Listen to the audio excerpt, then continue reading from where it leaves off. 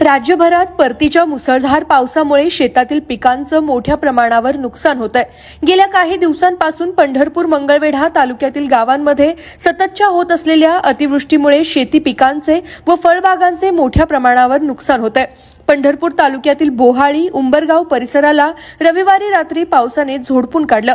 या परिसरातील ओढे नाले ओसंडून वाहू लागले, तरीही हजारो एकर पिकातून पाणी साठून राहिले। या परिस्थितीची पाहणी आमदार समाधान आवताडे यांनी सोमवारी सकाळी केली। त्यांच्यासोबत तहसीलदार सचिन लंगुटे, गटविकास अधिकारी सुशील संसारे, महसूल आणि कृषी विभागाचे अधिकारी होते।